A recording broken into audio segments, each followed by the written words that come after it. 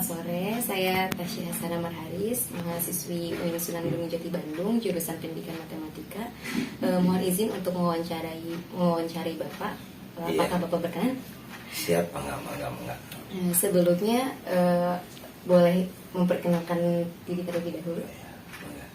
Kebetulan nama Bapak Pak Asep Tauhid, sebagai guru bimbingan konseling di SMP FK Bina Muda Cicalengka. Baik, lanjut Bapak langsung ke pertanyaan aja ya Pak ya.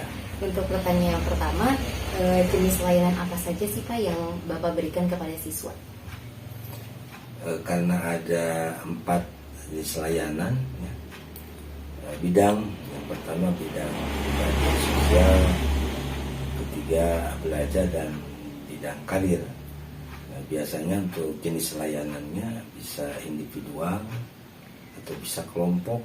Itu juga ada yang namanya konseling individual, ada konseling kelompok, ada bimbingan individual, bimbingan kelompok. Jadi ada 2 kategori, bisa individual ataupun kelompok tergantung permasalahannya. Misalnya siswanya masalahnya tunggal pribadi, ya itu dilaksanakan dengan bimbingan individu atau konseling. Tapi kalau permasalahannya hampir sama, banyak, berarti kita laksanakan secara kelompok. Baik, terima kasih Pak. Untuk lanjut ke pertanyaan berikutnya, apa saja jenis-jenis masalah yang sering dihadapi oleh siswa? Permasalahan yang sering dihadapi oleh siswa biasanya berkaitan dengan masalah-masalah pribadi sosial. Juga memang ada khusus belajar ataupun karir.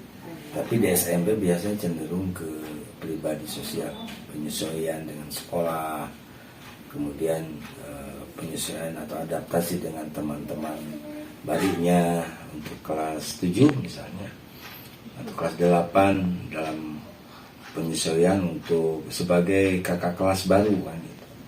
Ya kelas 9 biasanya muncul ego, itu kan urusan pribadi. Biasanya yang merasa kakak kelas yang paling gede, itu permasalahan biasa di sana. Tapi ke permasalahan berarti juga sama, ada kesulitan belajar, permasalahan penyelesaian tugas dan sebagainya tidak terpenuhi kan gitu. Jadi macam-macam. Tapi untuk karir biasanya kesulitan anak mau melanjutkan sekolah, misalnya pilihan mau ke SMK, SMA ataupun MA misalnya, ataupun misalnya bidang lainnya. Itu di sana suka ada yang konsultasi seperti itu. Baik, terima kasih Pak. Untuk pertanyaan terakhir, kan kebanyakan siswa itu beranggapan bahwa BK itu tempatnya siswa bermasalah gitu ya Pak. Nah, bagaimana menurut pandangan Bapak untuk menghapus anggapan tersebut gitu oleh siswa? Ya memang fenomena guru BK sebagai polisi sekolah, guru BK sebagai guru killer ya, itu sekarang mulai dikikis ya dengan cara mengubah juga paradigma atau cara pandang, juga cara tindak guru BK-nya sendiri. Ini diakibatkan karena banyak guru BK yang berbackground bukan BK gitu ya.